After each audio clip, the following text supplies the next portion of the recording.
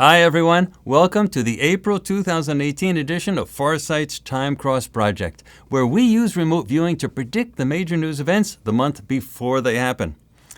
Think of this as an early warning experiment for stuff that happens up to 1 month out. And thank you so much for tuning in. I am Courtney Brown, director of the Farsight Institute, and in this edition of Time Cross, published on YouTube at the end of March 2018, we have the predictions for April 2018, as well as the recap of how well we did in February 2018. Now, as of the recording of this video, March has not yet finished, so we will recap how well we did in March at the end of April. Now, this is a very special and a bit extended version of our normal Time Cross episodes for reasons that you will soon see. So hold on to your seats and be prepared to be amazed. For those of you who want to return to the separate topics covered later on, for example, to listen again to the details of a specific part, we offer the times for each part in the description area below this video, sort of as a table of contents. Now, first we have an announcement of a very special live event that some of you may want to attend. Remember that bar scene in the original Star Wars movie? The movie that is now Episode 4, A New Hope? Well, think of this as a Farsight version of something like that.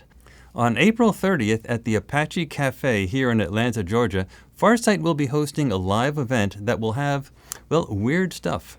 There will be normal stuff too, such as myself, Princess Janae, and Melina Hall, and we will be there to talk about remote viewing and to answer some of your questions. But the Apache Café is well known in Atlanta for being an artists' hub where sketch artists, painters, and also photographers and videographers congregate, especially on Monday evenings. Some of the live artist events there are simply amazing. Well, on that special night of April 30th, we will have models with otherworldly costumes designed by the famous Ajmal, DJ music from the renowned DJ Blue, plus we have planned some really strange stuff, such as an exotic dancer painted as an extraterrestrial dancing to live percussion music played by yours truly. The goal of the event is to merge art with the science of remote viewing to help expand consciousness in new and innovative ways, all with a healthy dose of fun thrown into the mix. If it is a successful evening, we may do it again when we release major projects. The Apache Café is on 3rd Street in downtown Atlanta off of Spring Street. There is a link to information about this event in the description area below this video. Doors open at 7 p.m. and there is ample parking in a lot on Spring Street, half a block south of 3rd Street. Admission for the evening is $15 and parking is normally $10. Farsight is not making any money on this event. In fact, it is costing us money to produce and video record the event. The admission price helps offset the costs of the models and a few other things, but most of it is on us. We hope to make it an outreach effort to get people excited about remote viewing. April 30th. Next up, we have a new mysteries project coming out in mid-April in just a couple of weeks. It is possibly our most daring project yet, titled Moses Beyond Exodus. In this project, we have 3 of the most talented remote viewers on the planet, Daz Smith, Princess Janae, and Aziz Brown, dive into perhaps the greatest collection of enigmas revolving around a single personality ever. In this new project, we fully explore Moses when he is receiving the 10 Commandments, the location of the 10 Commandments artifact today, and yes, you heard that right, the first of the great plagues that resulted in the release of the Israelites from Egypt, and the parting of the Red Sea that allowed the Israelites to cross out of Egypt and to enter the Sinai. Ladies and gentlemen, this is the blockbuster of blockbusters, all brought to you with live remote viewing done under totally blind conditions. We have a very special first look for you today, and that is the target reveal video when Daz Smith was told for the first time what the targets were for this project after doing months of remote viewing. Take a look. This is our target reveal for Mysteries 20. So, Daz, you've been working on this for months, and you've not explained how you haven't had the foggiest idea about what this is or whatever. Yeah, no, I think we've been working on. Well, I've been working on it since is it October, November. So it's quite a while now, 2-3 months. I think I've done 9 paper sessions on this now, and one big long video of 9 mini videos. Yeah. So it's a big confusing target to me because it seems quite complex and intricate. Okay, well, it does have many parts. So why don't we start by giving you the feedback for the first part. Now, there's actually 4 major parts in it, and you did the first 3. So it's 20A, 20B, and 20C. Yep. And so let me. And I didn't have you do 20D because you were doing other work for the project as well, which is the graphics and stuff.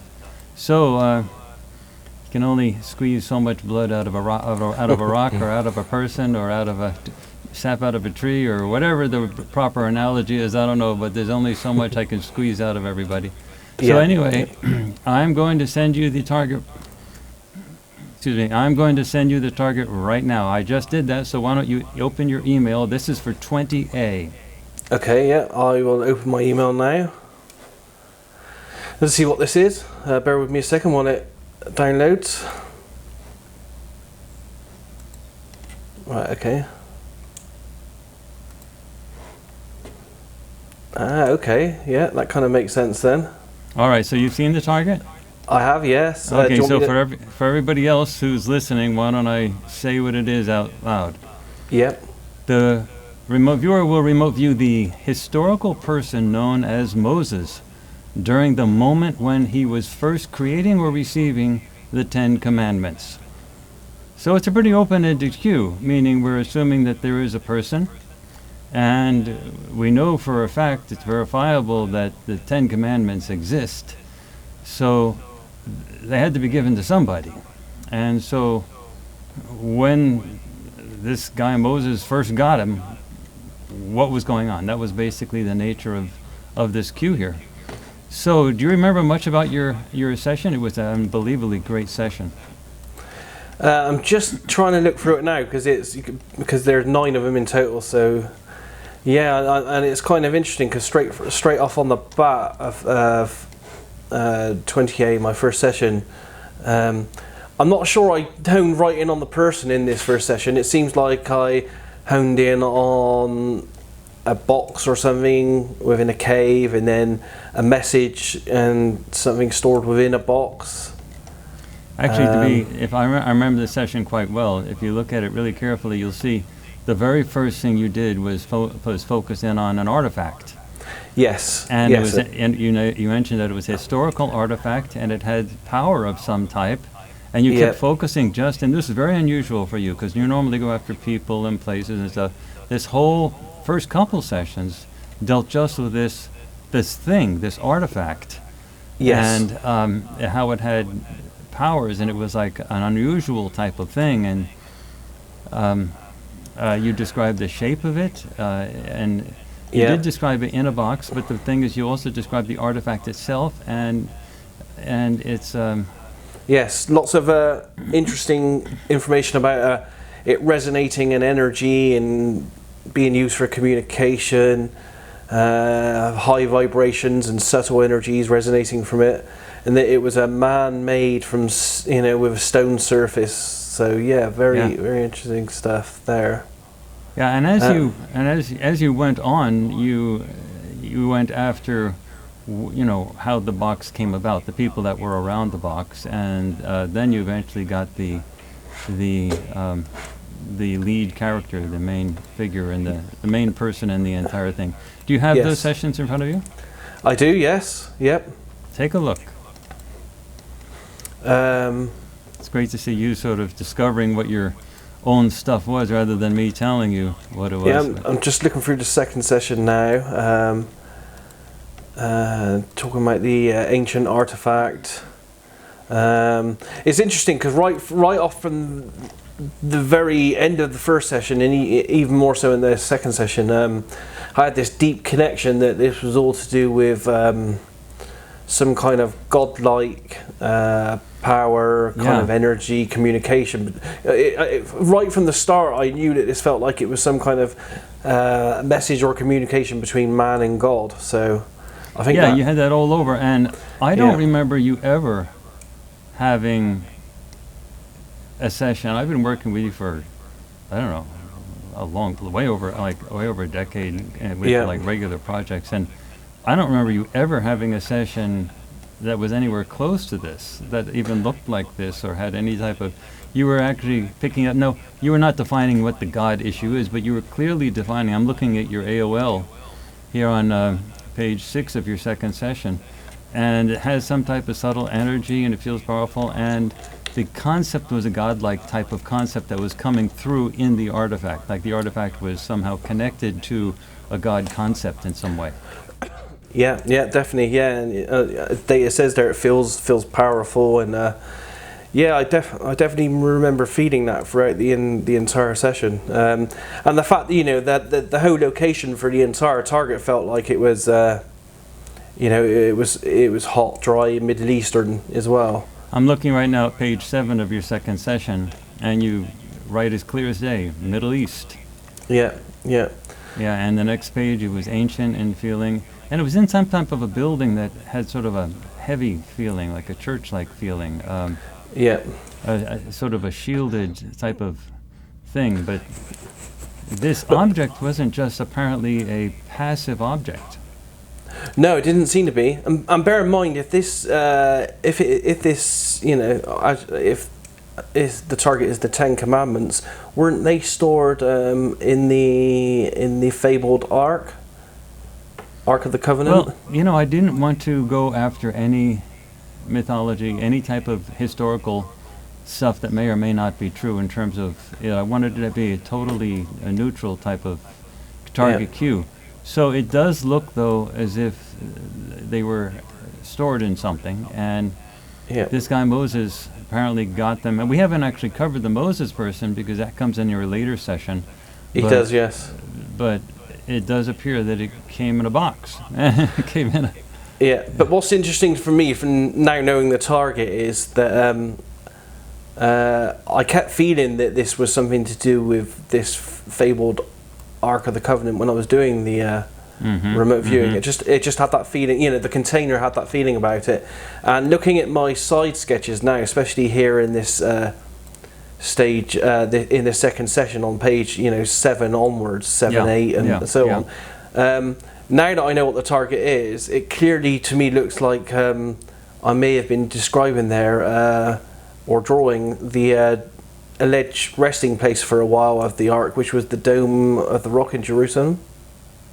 Yeah, actually you do have a sketch that looks an awful lot like that. Yes, because I've even got data there saying it's like a church as well. Yeah. Now it's interesting that when you're doing remote viewing, a lot of the audience may not completely understand this, but when you're doing remote viewing, you have access to everything across time and space. So you can be picking up all types of stuff at different times and so on. So we're looking for the 10 Commandments at the time that Moses got it, but you also have access to all types of signature or accent points in history where that thing is. So and in this session, I wasn't convinced that this object was in that building. Actually, you had it underneath the building, like a tunnel going down. Yes. At the time that Moses got it, although it could have been. I think this is probably later on, but with remote viewing as well, the remote viewer kind of sometimes moves to something that they find more interesting at the target, at whatever the target is. Yeah. And strangely enough, in my past, I haven't for a few years now, but in my past I did quite a lot of extensive research of the commandments in the Ark of the Covenant. So this is a topic that's close to my heart, kind of thing as well. Yeah. Well, I'm moving on to your third session for this target, where you're describing the life at the target and any interaction with the artifact. Yes. And that's you clearly got keepers, caretakers. I'm looking now at page 5 of your session. Males, a religious type of a feeling. Then the idea of protection associated with it, and something dealing with an ancient type of thing. And you also got the idea that they had clothing, like draped clothing, dark clothing. Yes, yeah. And he was reminding you of things like monks, reminding you of things like esoteric types of stuff with like gowns on and stuff like that. Yes, yeah. Yeah, what are your thoughts about that? Yeah, it definitely looks like it's very on target, and seems to be lots of data here talking about, you know, that there's a main male involved. He's a natural leader. He's looked up to and admired, feared by some though, and a sense of some kind of conflict or war that's happening with some other people, which makes sense knowing the Bible story and what happened to Moses and the journey he took his people on, all that kind of thing. I'm looking now at your page 7 on your third session, and you go into something on a microscopic level of the object. And at first you say that the object radiates some type of an energy. It feels like almost esoteric. But then you're right, it feels like a living energy inside the object itself. And radiating energy. And so it's really interesting that you picked up all that with this target cue. And because it essentially felt like the commandments or the object or the artifact that I kept picking up itself came from above, came from space or something like that. You know, it came from above, from God's space, in that direction, down to the people on Earth. Yeah, you cover all that. In your next session, in fact, you cover about the Star Wars feel like of it. And that's when you focus in on the Moses personality, and then you really start talking about he's a religious type of person, he's dedicated, and you go into the whole aspect of him, a real natural leader. So that's when you really sort of, and he's very God oriented. So that's when you really sort of dive deep into that. And anyway, that was a pretty fascinating way to begin this. You actually did 5 sessions, so and you got deeper and deeper into the Moses personality and the artifact and the interactions with this artifact as you went on. Anyway, that was 20A. You ready for 20B? Yes, sounds great. All right, so let me just copy and paste it in an email to you, so you'll be seeing it for the first time. Okay. And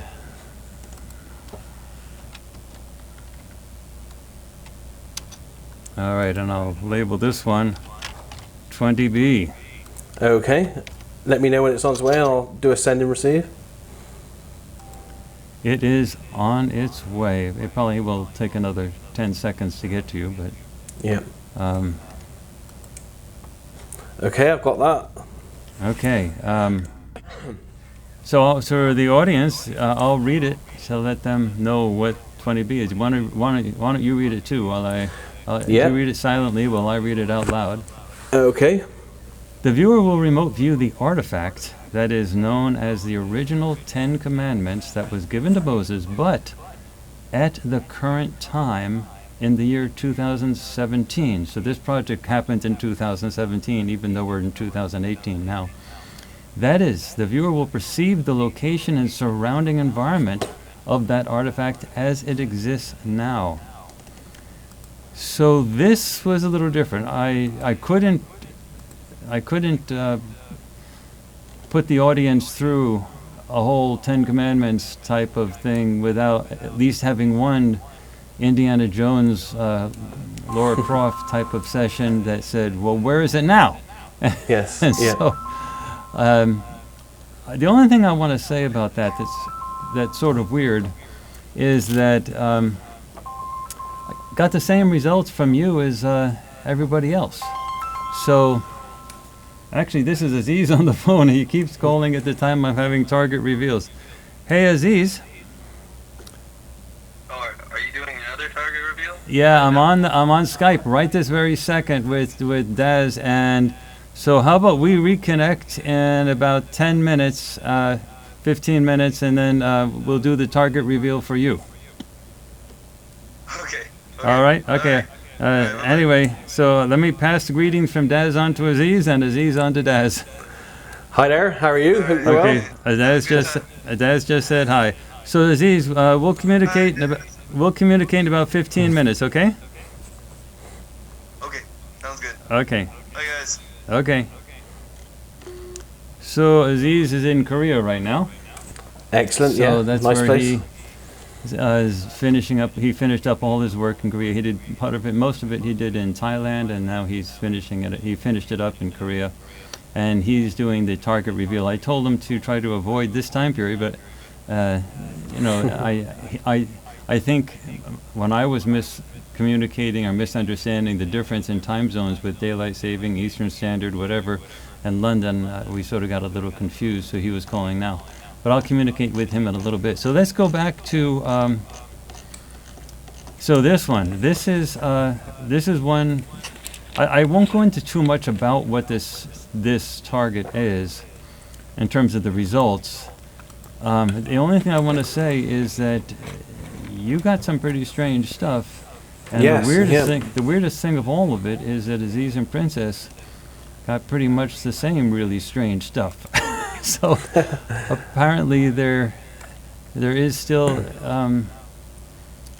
there's still evidence that this object still exists, and it's not in a very happy place right now. But Yeah, very interesting data. Strange though. I'll have to look at it in a bit more detail. I don't know what to say about that part of it really. But it doesn't look like from a first glance at the data that it's in some kind of museum or anything like that. It's in an active place, and first thing I thought when I saw all this stuff is it in risk of being destroyed or something? But but we'll see, and we'll let the audience watch. I mean, it could be. I mean, I'm guessing here just at a first glance at the information. It looks like from what I've seen here, it looks like a volatile location, a city under attack and all that kind of stuff. But that could quite easily detail the Middle East with all the conflicts that are going on there. That's what I was thinking when I saw that. I said, well, if it's still in the Middle East, these sessions make a lot of sense. It would make perfect sense for a Middle Eastern location for definite. Yeah. Anyway, and there's a lot of details for those people who might be interested in being detective sleuths and trying to figure out where they think the thing might be. Excellent. Anyway, so let's go on to target 20C. This one's gonna be a bit weird for you, but you did a great job on it. I mean, a really great job on it. But it's. I hope you're sitting down for this one. I can see you are sitting down. I hope our audience is sitting down. But they're gonna have to actually see the presentations to actually appreciate the level of stuff that's in this, because this was a huge project. And all right, Daz, I have sent you 20C, so you'll get it in 5 to 10 seconds. Okie dokie, I'll just check the email.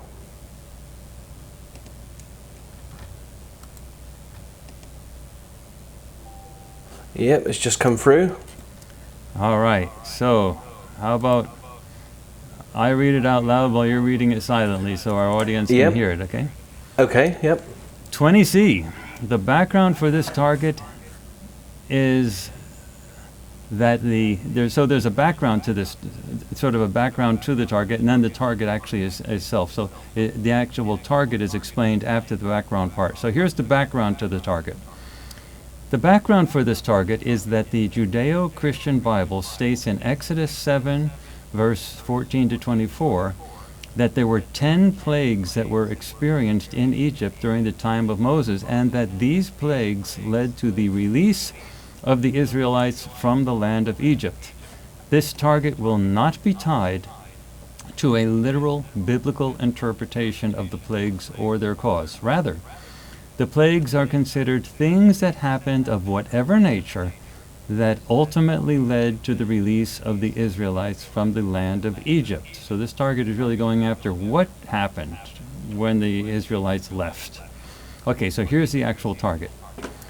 For this target, the remote viewer will perceive evidence of the first of these plagues, as well as whatever happened to cause the first of these plagues.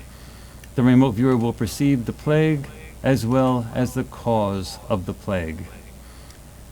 I have to say that as I looked at your sessions and I looked at the sessions for Aziz and Princess, and I was astounded. You had some very deep stuff. So let's just talk a little bit about what your reaction is to this type of thing. Yeah, well, I'm just looking for the data for Target 20C, the first session. It starts straight off the bat with what looks like large clouds and waves of energy in motion, and that have volatile particles in it. By the way, I have to say at this point that you, Princess, and Aziz got the same stuff. It was amazing to watch it. I was astounded to watch it. But yeah, it seems like I'm describing some kind of, looks like energetic moving life in waves, or clouds or waves or something. Clouds, almost like some of the other viewers described it as, Princess was describing it was like chemtrails. And if you look at your third session, that's when you clearly identified that this thing was alive, viral, and it was disease. There was disease thing. But disease there and a virus. Very interesting. Very interesting stuff. I mean, so it was great. The most amazing thing for me about this is when I have these targets, and all I do is tell you, Princess and Aziz, 20C, go after it. And I guess I got identical stuff from all three of you. I mean, the audience should know that I don't take this thing calmly. I look at this stuff when I get back and I say, holy blankety blank, are you serious? And it's for us as remote viewers as well, it's just as astounding, seeing it on feedback here, because when we're doing the session, this target had I think I did 4 different elements, as you said. You did three full sessions for this for the whole thing, but for the whole thing. For 20C you did 3 sessions, but the whole project had 4 different components to it. And at the time when we're doing it as a remote viewer, we're quite, or I on a target this complex, so I'm quite confused and mixed, because the first component of the target is completely different from the second component, which is different from the third, and from the fourth. So during the whole process of each project, especially a project this complex, I'm just there fuddled and confused, thinking, what could I possibly be viewing here? Because at one point it feels like it's some kind of viral disease, and then at another point it feels like it's some kind of communication device talking to God in a box. So for something this complex, I'm like going, what the hell am I doing here? I'm all over the place. But now on review here, getting the feedback, it brings a clarity to the entire thing that makes you go, now I understand. So this sounds like this type of project is something that's had a long interest in you historically, is that right? Yes, not so much the I'm not a religious person, it's not so much the religious story, but definitely the Ark of the Covenant and what that beheld, and the whole thing, a little bit about the whole thing about Moses and the booming voice from God, the commandments and all that kind of stuff, because although some people don't like it, being interested in ufology all my life, that whole biblical thing and many references in the Bible do have, or could have, an interpretation that could be alien stroke UFO in nature. So there are connections there that have taken me on different pathways through my life and research. But this project has been a lot, especially the actual Ark itself and what's in the Ark and where it might be and how it was moved down through the centuries and owned by different people and used and stuff. It has been a long-term interest of mine. Actually, you raised an interesting point, that this concept, especially when you start looking at the data from Princess and Aziz when they describe this object, you raise the idea that that there may be a connection between the actual 10 Commandments and that object and the Ark of the Covenant. And once you see the sessions of Princess and Aziz, in particular Princess, who was describing the object in a sort of a different way, but it really does have sort of an archetype of a feel to it. I'm sort of wondering myself if that same object had been used in multiple times to do multiple jobs. Well, it's always been a rumor that the broken tablets were placed in the Ark, and that was used to transport it and protect it. Yeah. Made of gold, other materials, with the angels on top, and the fact that the Ark itself and the commandments and everything weren't just a repository. They were a power unto themselves. They were a weapon that was carried before armies. Yeah. That's interesting because, well, you're going to have to see for your, the audience has to understand that Daz has never seen the sessions or had any communication with Princess or Aziz when this project was going on. So he does not know what they got. But in fact, the only time I've spoken to Aziz was literally just a few seconds ago when I said hi. Oh yeah, that's the only time he's ever spoken to. Yeah. So, and also Aziz is in Korea. He's in the Yes. East. He's in Asia. So it's not like he could have talked to anybody, Princess or anybody. So he's had no communication with anyone either. So this is going to be fascinating for you to see all the sessions, because when you look at all of the sessions put together, a rather complete picture of this whole phenomenon, the Ten Commandments, the plagues, and then the other elements that are in the overall project. They start coming together in a sort of a weird and really weird, interesting, sometimes surprising, well, actually very surprising, sort of a freaky way. Anyway, Daz, I want to thank you so much. This was your target reveal. Thank you very much. And this will be coming out in a few weeks, so this is great. Yeah, I look forward to seeing all the other data on this. It's looks like an interesting project, and one that most definitely has a lot of feedback and history that relates to it. So people should be able to get a good picture. That's great.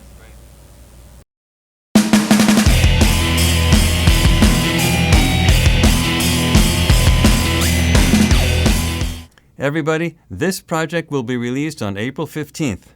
You can find out more about it on our website. Also on our website, you can find posters for the film that you will want to see, download, and even use as desktops.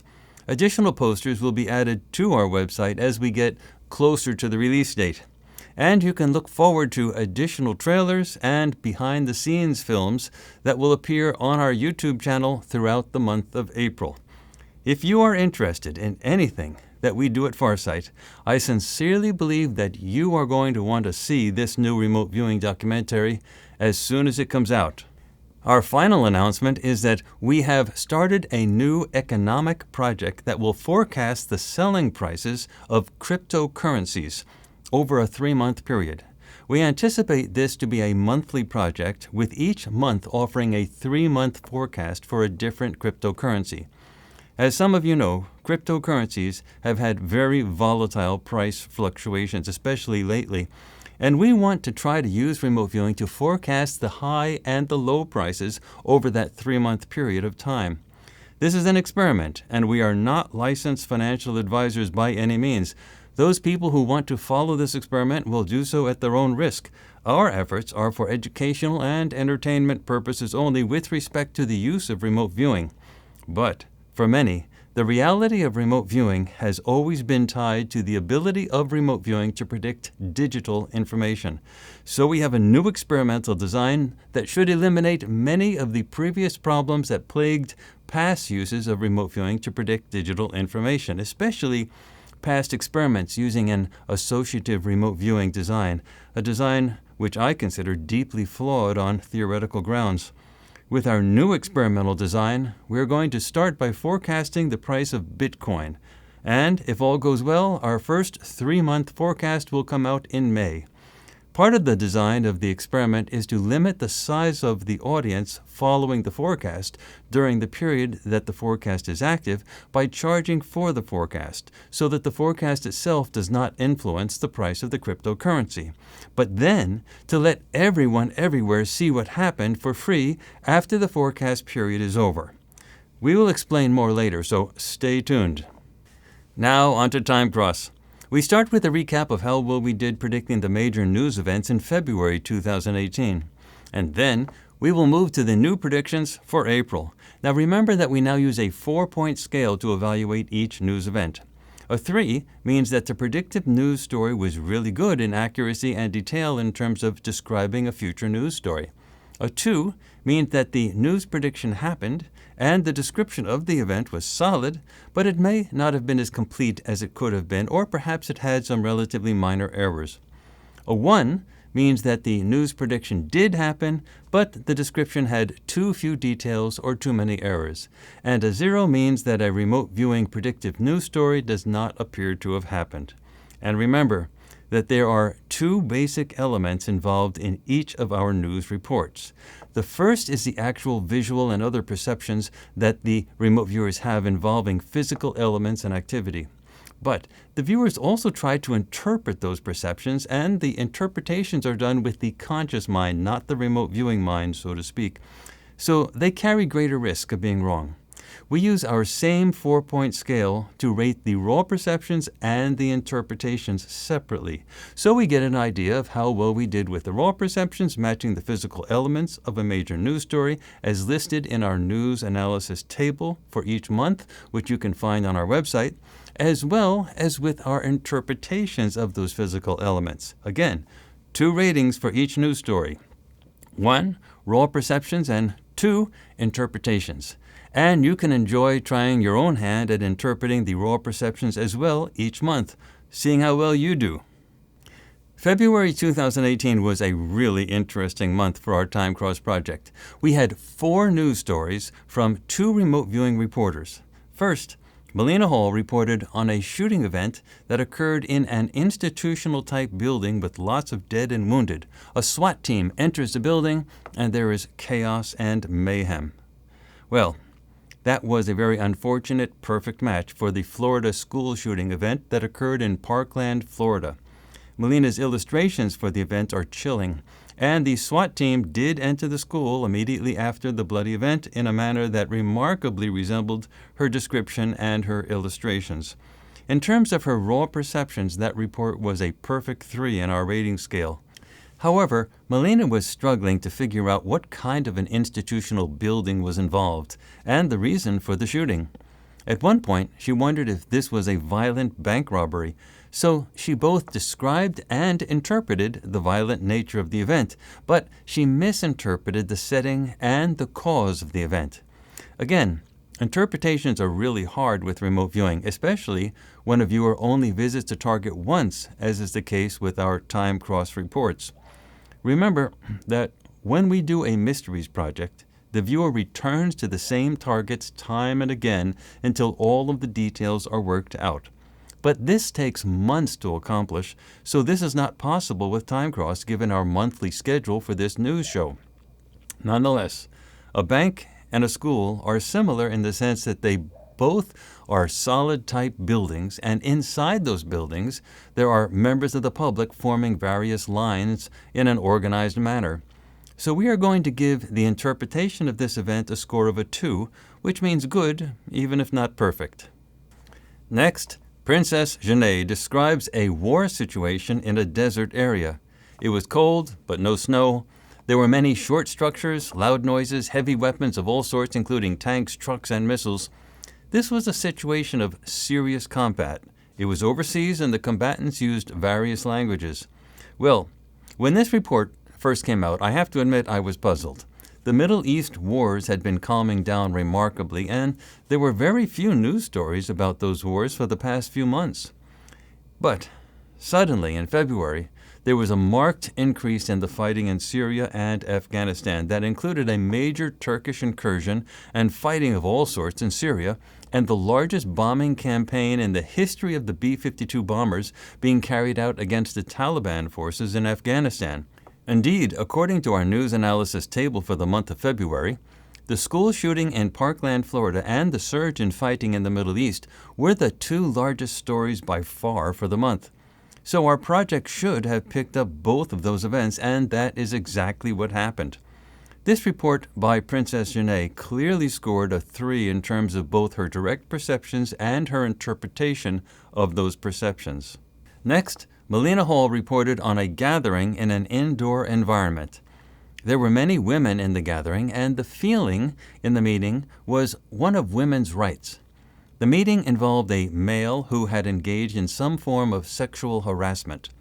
For those of you who saw this report on YouTube, you will remember that this male really creeped out Melina. There was also a female speaker who most of the people were looking at, and finally, at some point, security people got involved and had to tackle a male in the meeting. Well, as it turns out, this session was a near perfect description of what happened in the courtroom when Randall Margraves, the father of a sexually molested Olympics athlete, attempted to attack Larry Nassar, the disgraced Olympics doctor guilty of sexually molesting over 100 women, including Olympic athletes. Margraves' lunge at Nassar was caught on court cameras, and this was a huge and widely covered news story. This report clearly scores a 3 in our reading system in terms of both direct perceptions and interpretation. Next, Princess Janae reported on a water event, a boat, possibly a military boat, a malfunction on the boat, and a storm. The crew on the boat felt American or European. The boat did not sink, but it did experience serious difficulties.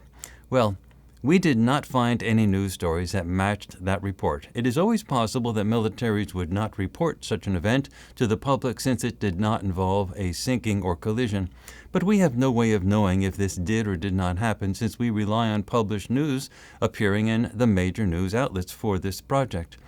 So this report will remain a mystery to us, and we will score this report as a 0 on our rating scale. Again, it is not possible for us to always sort out each news story in full detail, and had Princess been able to go back to the target 1 or more times, we might have been able to sort out more about what actually happened with that event.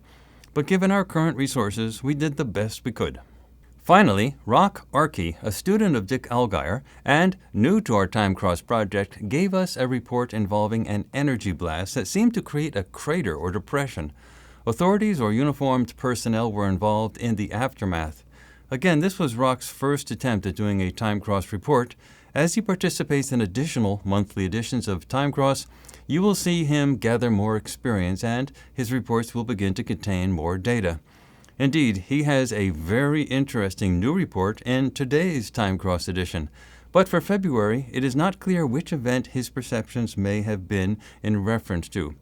Personally, I think his report most closely matches an aerial bombing attack that occurred in Afghanistan against the Taliban, the largest bombing attack in the history of the B-52 bombers. But there was not enough detail in the report for us to be sure. So in terms of our rating scale, we will score this report as a 1. Now on to the March 2018 predictions using our current Time Cross team of remote viewing reporters, all done and published at the end of March 2018. We have 5 great reports. Let's begin with a report by Melina Hall involving what appears to be a terrorist event in an area that reminds her of Paris. Now we have to be careful here. Remote viewing is not perfect. This event may not happen in Paris. But if the event does happen, it may very likely have the characteristics described by Melina. Today we'll be exploring target 81691258.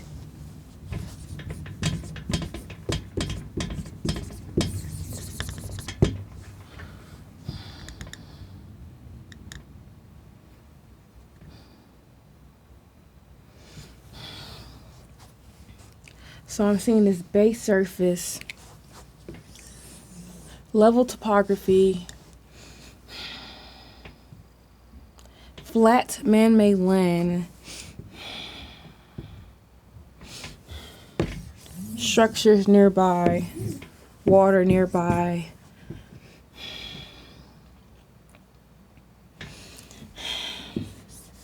Feels urban here.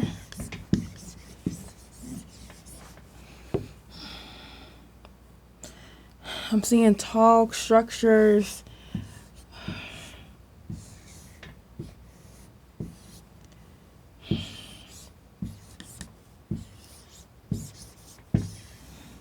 Very tall.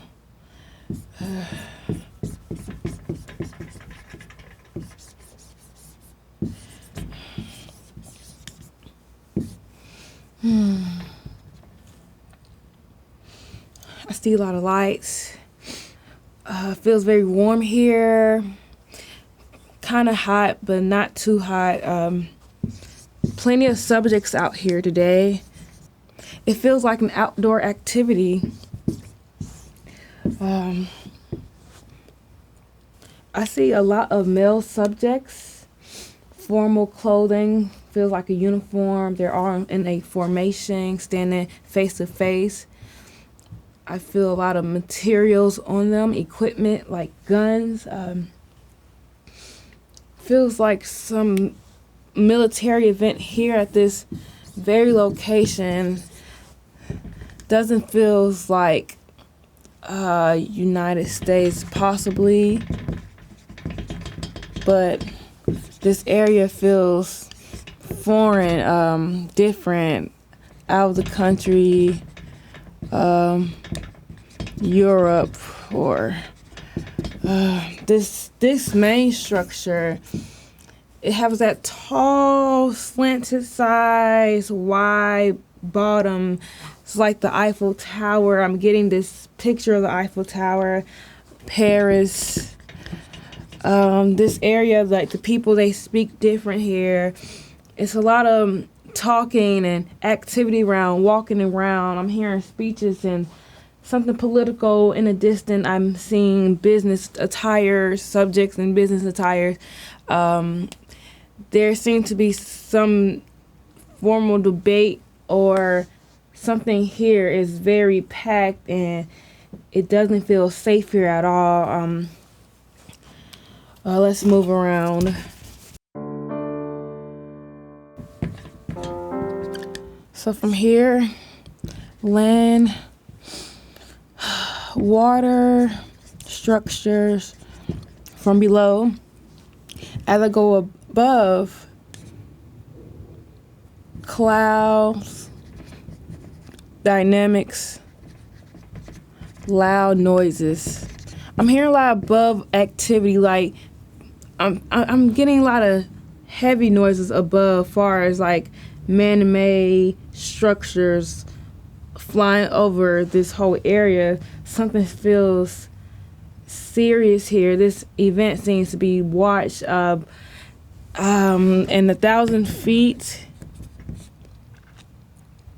City near hills, like a long, extensive land. Subjects, moving activities. I'm hearing a lot of walking and talking and standing. Like I'm hearing a lot of activity with subjects here. Focus gathering.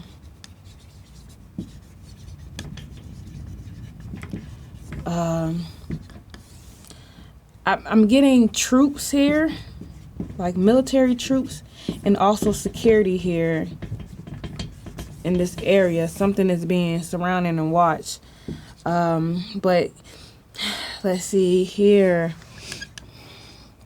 Here I see smoke. Plenty of smoke, like a bomb just came out falling from the ground in this area by this tall structure and grass field where the subjects are, and people are panicking. I'm hearing a lot of sounds, gun sound, do, a lot of shooting noises. Seems like a terror attack just happened, or war or battle. It just approaching, and it feels like they're bombing this area here in this city. It feels very intense, a lot of dark smoke. And 1 hour after, I'm getting like this presidency conference or some type of talk with this main important guy. He has dark gray hair. Ears are kind of wide, pink, white skin. Not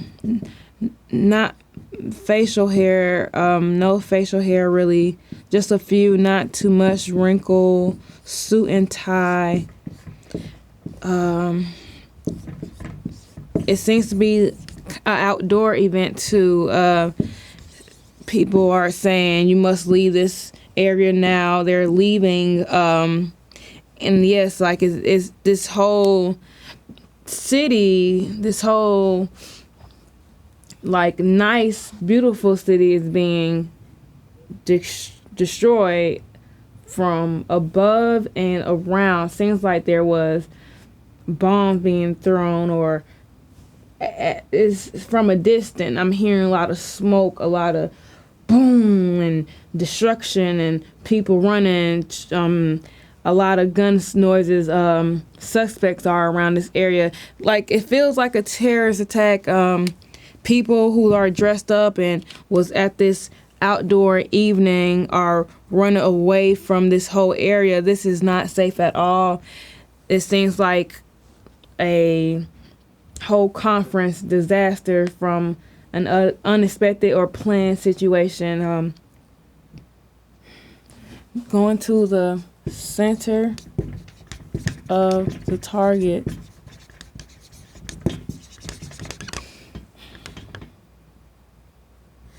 I can hear like military force above, like the jets and the planes going fast by. This area just seems to be a whole beautiful city, and a terror attack happened in one of these big structures, and next to this tall shaped slanted wide structure. It seems like they were planning a war already as it was there, but not in that very moment. It was unexpected. The people, the enemies was already planned to bomb exactly this area next to the crowd and all the politician people and the regular city visitors here. It is a whole mess. Not necessarily a plan, but it seems like to be a certain day. Feels like a memorial type of day. People are here discussing the things that are around in this whole area. Seems to be the typical day here where they're in their uniform, they bring out troops and things happen real quick. There's people that are injured here. A lot of people are falling out, getting hit with bullets. A lot of people are dead. This has been a war here in this beautiful town, city. This is very emotional. And this has been Target 81691258. Well, that will be a nail-biter. We will have to wait to see what happens in April. Next up, Princess Janae reports on an event that appears to have many of the characteristics of an earthquake. 02645123.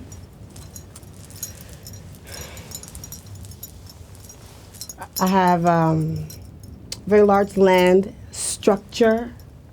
I feel a lot of movement here, very level topography in the foreground, and I see some steep peaks in the background here.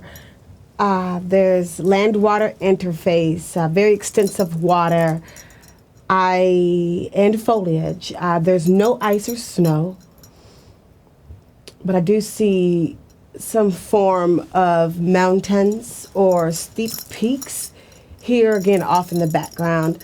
Very, very harsh urban environment. Things are looking rough, shaken, and broken.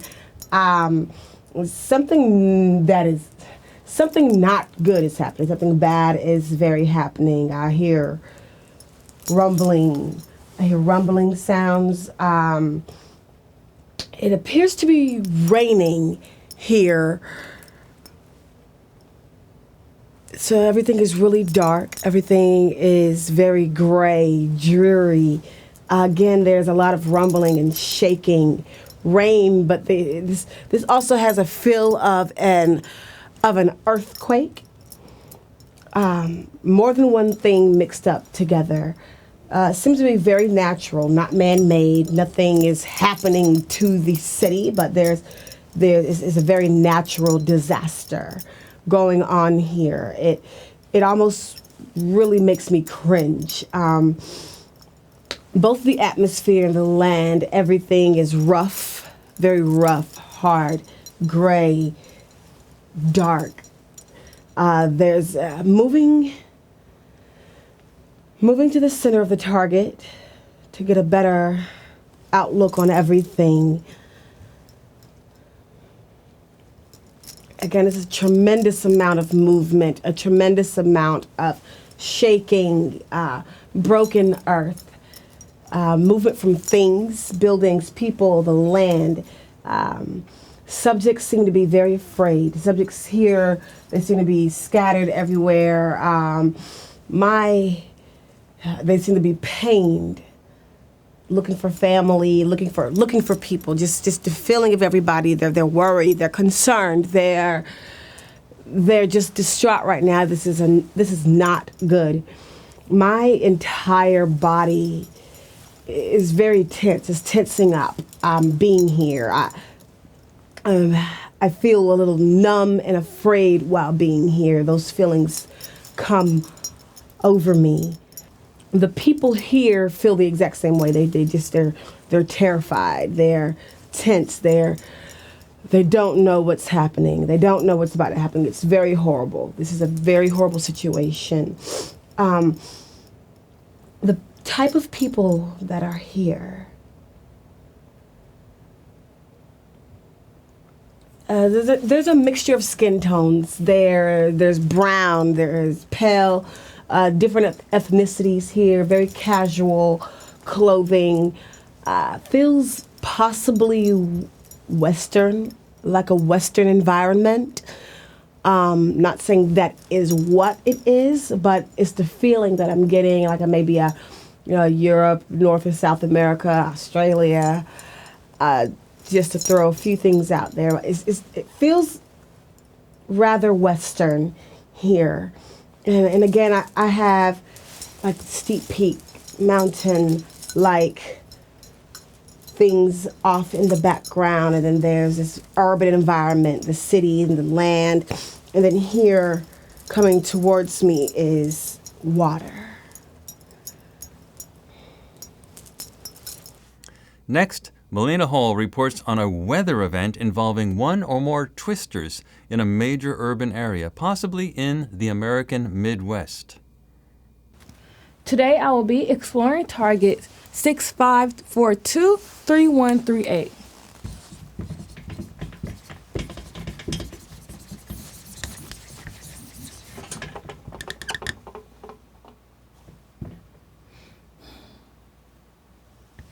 So I'm getting irregular topography.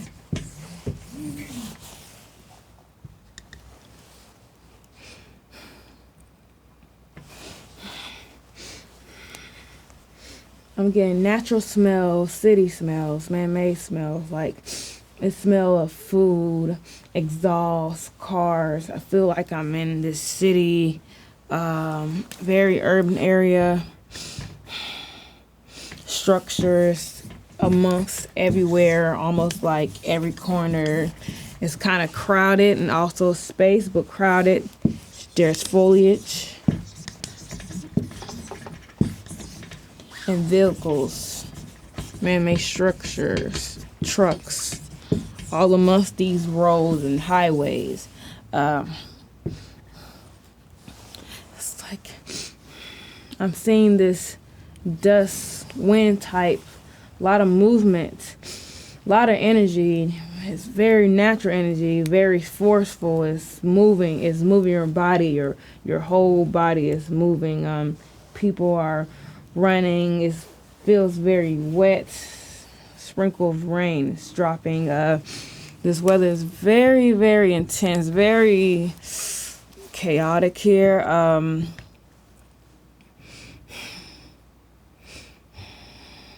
There's something in this area above because it's dark. I'm getting a lot of cloud dynamics. Feels like a storm, but majority of less rain, but rain, but more of a wind. And the temperatures are very warm here, very warm. You don't have to wear a jacket, but from the rain you should. And it just, rain stops and comes. There are trees blowing right to left.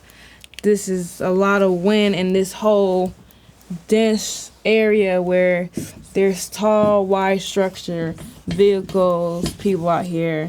This is not safe. Let's look around. And this area also feels like home. It feels like something here, like something in Georgia, Atlanta, basically. But I'm also, from how the city is just so close together, it feels like Midwest, like a state in the Midwest area, Ohio.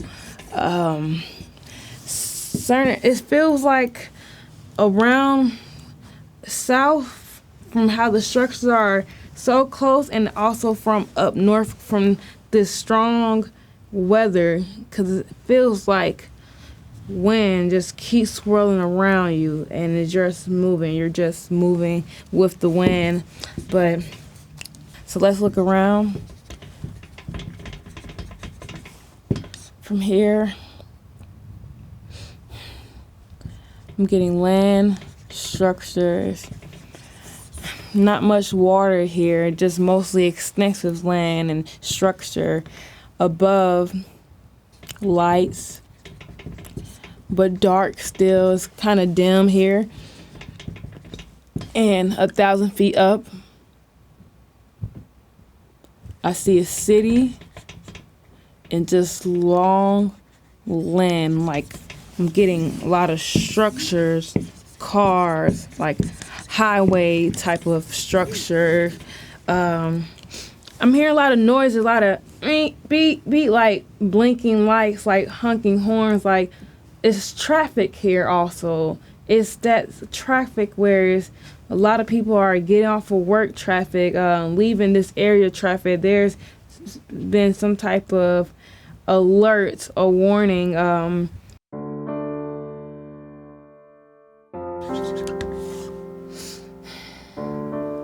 I'm getting a normal weather, slight rain here, an hour before, of course.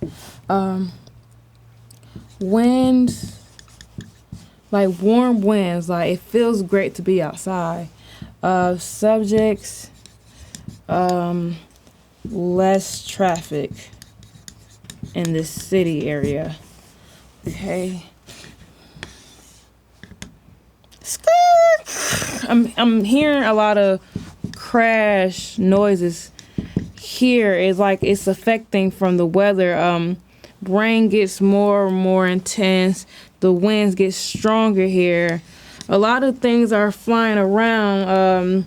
Things are breaking off. Like the wind is pushing materials and pieces of structures and nature, like everywhere. It's like it's forming a lot of stronger winds, and things are being hit and destroyed.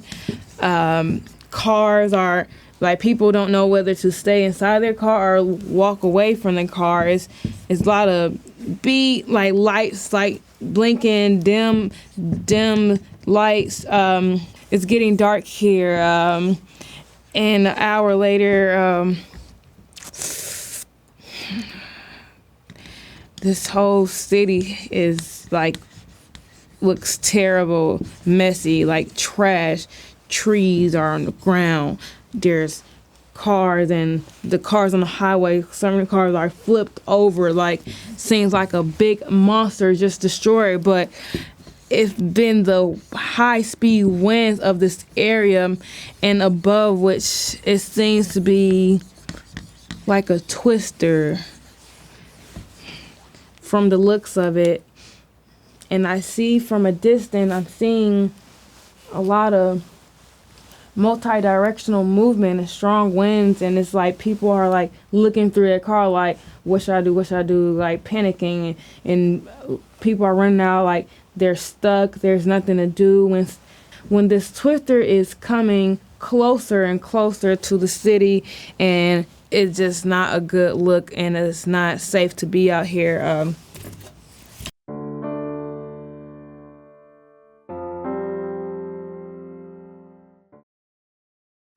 But honestly, this area looks so familiar. Like, I'm seeing structures, like a Ferris wheel type structure, a circular, tall buildings, wide structures, dome top, highways, like a mile away in each side. There's this city that's close together, and it just feels like Atlanta. I see the visual of the city I'm in now, but I'm also getting more up north feel because there's so many structures, so many people, it's so much traffic, and that's any city, but the way it looks, it seems to be anywhere, because it feels like majority of a Midwest city, state. I'm getting Ohio or Indiana, Atlanta. And this seems like a twister, more of tornado-like, but I'm getting a fast twister, like slim, not too wide, but just forming just so fast and moving like this way, that way. It doesn't seem real. It seems to be like where this twister come from. Yes, the weather is very warm, hot here sometimes, and rain, and then wind just pushes through. It's so intense. I feel like there's two twisters here.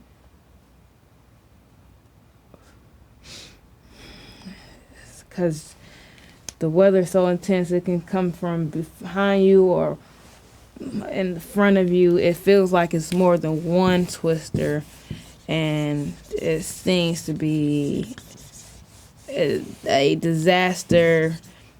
Oh, Lord. Whew. I could feel the wind. I could feel it.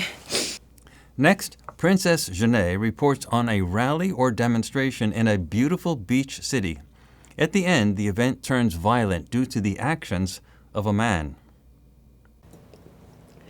I had to do 2 sessions for this target, or for these target coordinates. I got the same location both times, but the first time I had difficulty figuring out what the actual event was. Or what the actual event was that was in the news. It was as if the news element was a small part of a big day. So I had to do it twice. I had to go back in because I was a bit confused about that. This is what I got for these target coordinates: 6336 3214. I got a lot of land structures, land-water interface, steep peaks off in the background, very urban area. Think of a beach city. Subjects in and out of the structure and on the base surface. This place is very beautiful, very natural environment with a city. Lots of foliage, moderate to hot temperature.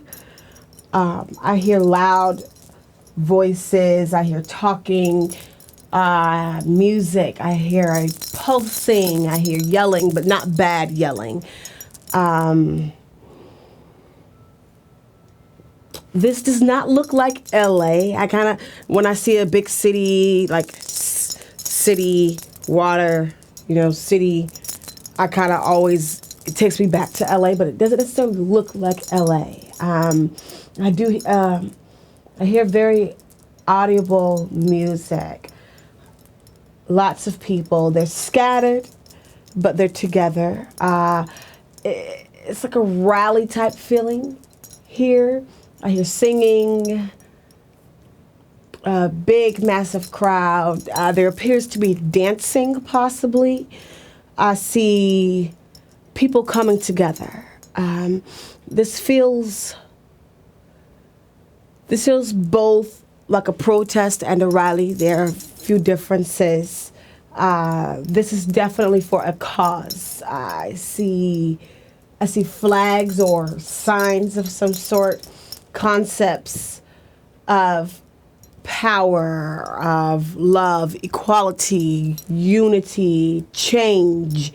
There's many women, few men, few to some men here, but I definitely have a lot of feminine energy. I'm not saying that this is the location, but it has a sort of feeling of Greece or the islands, Caribbean, those type of feeling, the feeling of those places with the water and the urban environment, the energy that comes from it, the music I'm hearing. Lots of people of color, various shades. I see some could be white skin with tan skinned.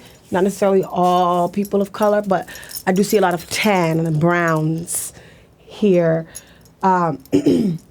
Buildings made of stone near water.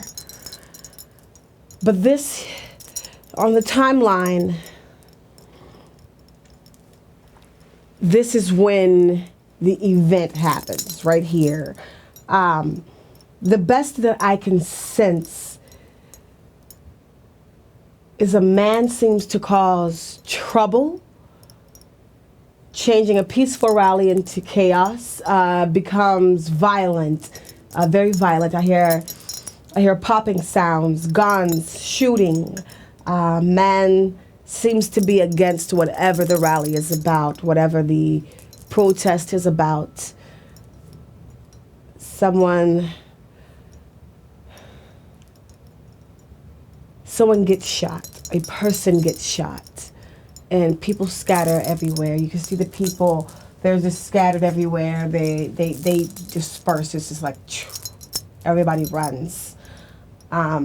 Someone is trying to pin the guy down, pin the man with the gun down, and that's what I'm seeing here. I'm just seeing people running, and I see people trying to stop the man with the gun. Finally, Rock Archie, using the remote viewing methods of Dick Algire, reports on an explosion event near a transportation area. There are cylinders in a container and more. Well, welcome everybody. My name is Rock Archie, and I'm here to walk you through Time Cross, my April rendition. Target 9081-7026. So let's get started.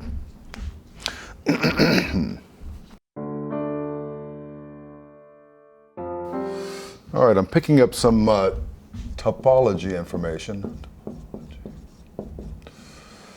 Let's see.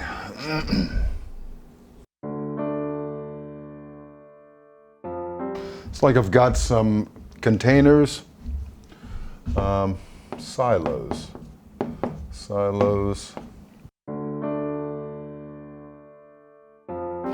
All right, I picked up containers like storage containers, large storage containers that you might see holding oil, fuel, etc. It seems industrial area. Let's see what else we can find on the topology information.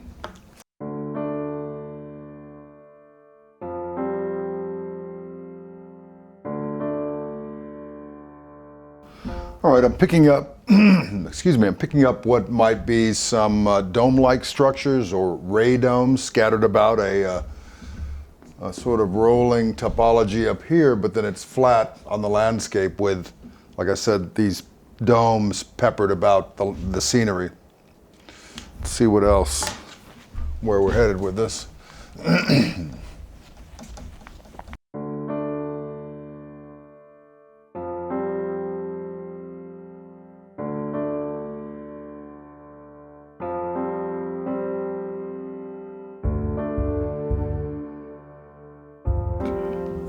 All right, on this last view of topology, I seem to get picked up a large intersection, and I don't know if this is a road or, to me, it seems more like an airport. Seems like this is grassy.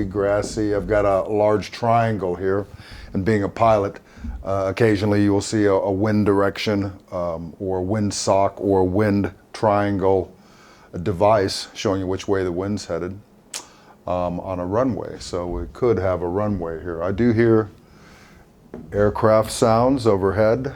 All right, let's continue.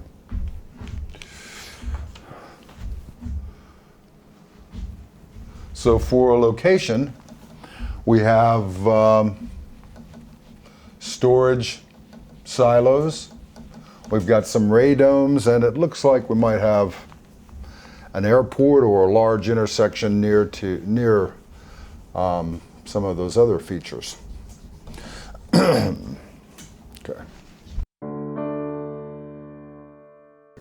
I write this number down below the line. This is our, in our style of remote viewing, this is our working area. Above is administrative. So as soon as we bring a line or characters down into this zone, we start processing those. And then I'll draw what we call NEMO, which is a neural integration mask overlay.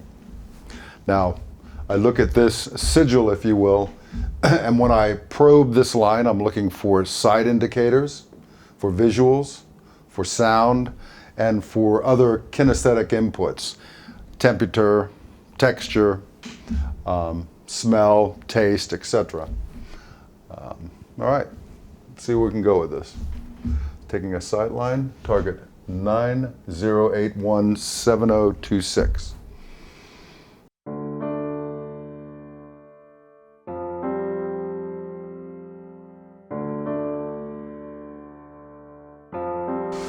Forgive my depiction.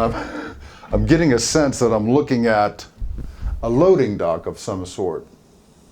Getting a real sense that I can sort of feel the bumpers there and a work area here, and I guess the entrance to the facilities here. But if you can visualize, this might be where trucks back in. It just feels like a loading dock. And years ago, I worked at UPS, and so I'm pretty familiar with what a loading dock looks like. Let's see what else we find here. This is a strange one. Loading dock. Seems busy as well, by the way.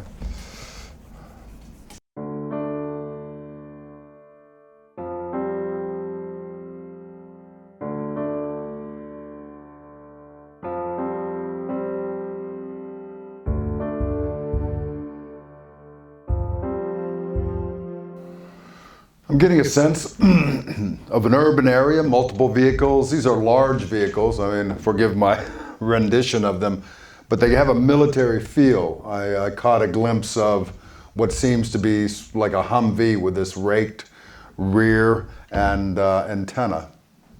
Urban area, multiple vehicles, military and police, and the unusual aspect is these vehicles in an urban area. They could be police, militarized police vehicles. Let's see what else we find here.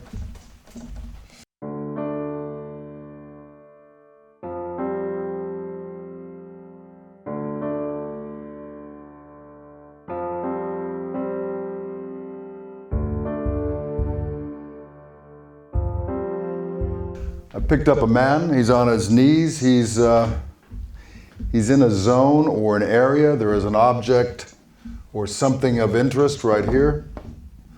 He's on his knees, very, very focused. His hands, I don't know what his hands are doing. I probed, but they're working or doing something important.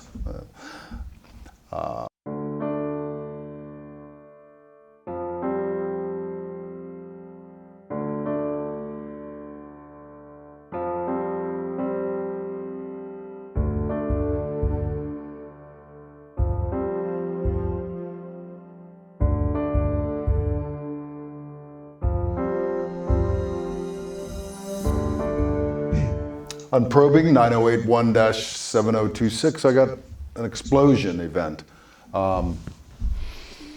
Seems caustic.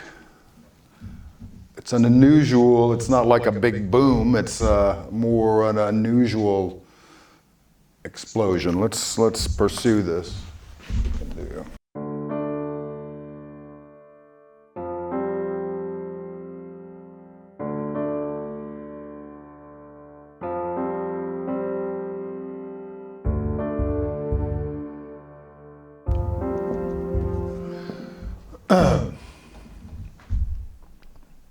I think this may be related to the explosion event. I've got two interesting, an anomaly. I feel like there's a rapid release of product, of under pressure, of gas. And this release is projected and then expanding, projected and then expanding twice. This expanding thing is interesting. High pressure, a release, violent, and expanding rapidly.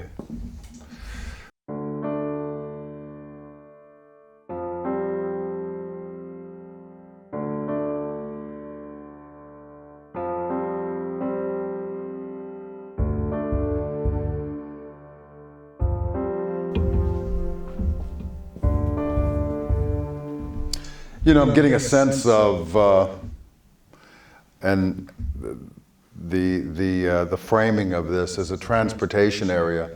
I don't know if it's trains or buses or a logistics area, but an area where there's people and there's people movement and goods movement. I keep on picking that up. We had a loading dock earlier, as you recall. But I've got life human in here. And they seem in some sort of distress.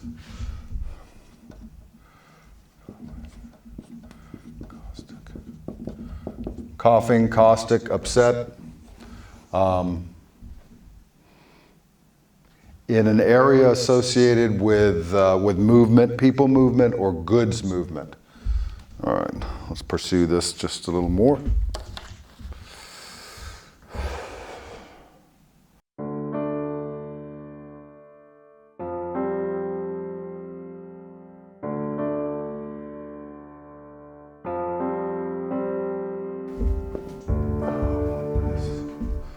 You know, when I first got this, I thought it was a structure, but it's not. It's not a structure.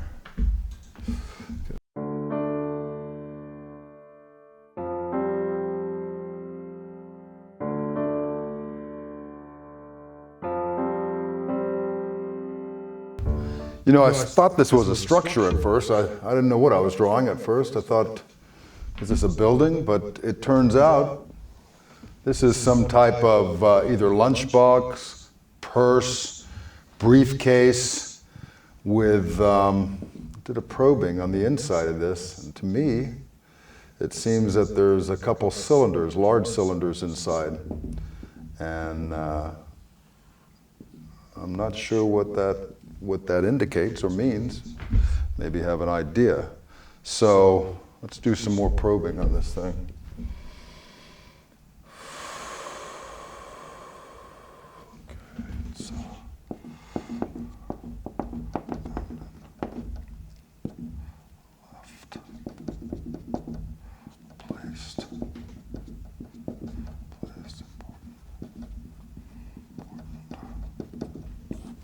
This case, abandoned, left, placed, it seems very important. I said these are of real concern, and especially the last couple of frames we went through.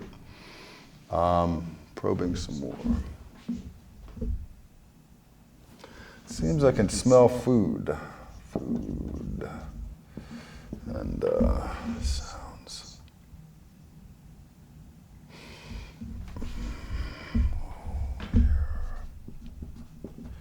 Here a whistle. All right, for this target, 9081-7026, last probe. We have a lunchbox, purse, briefcase, some type of container. Inside would appear there are 2 metallic cylinders. Seems very important package, and I can smell food and hear a whistle. So let's see what. Hopefully that doesn't turn out to be anything. So that is it for the predictions for April 2018. You will be interested to know that we are currently working on a statistical analysis of our time cross reports dating back to May 2016. So stay tuned. Also remember that we have a new mysteries project, Moses Beyond Exodus, that will be coming out in mid-April in just a couple of weeks, and this will be one of the most amazing projects ever done at Farsight. Hold on to your seats for this one. And please remember to watch some of our other recent mystery projects, such as the just released The War in Heaven, and also Tunguska Complexity, Remote Viewing Area 51, the Roswell UFO crash, the investigations into the 9/11 events, the assassinations of John F. Kennedy and Martin Luther King, the psychology of Adolf Hitler, and some amazing explorations into UFOs and extraterrestrial life. As always, all Farsight remote viewing work is done by highly trained remote viewers working solo under totally blind conditions with no communication between any of the remote viewers. So Farsight projects are nothing short of amazing, and there is nothing like it anywhere else. And remember that when you watch our mysteries projects, you're helping us at Farsight do our work, including the funding for our Time Cross project, which we offer free to the public, but which costs us a few $1,000s to do each month. We have no other significant sources of income to pay the bills. So you really help when you follow and watch our activities and research. Without you watching our projects, we would not exist. Finally, remember to subscribe to our YouTube channel, Farsight Press, to keep up with the latest. You can find information about all of our present and past activities on our website. And also on our website, please sign up for our free email newsletter where we announce all of our major projects. The email newsletter is actually one of the best ways to keep up with all of our activities. Stay ahead of the curve. Let the mainstream fade in the dust. Be there now.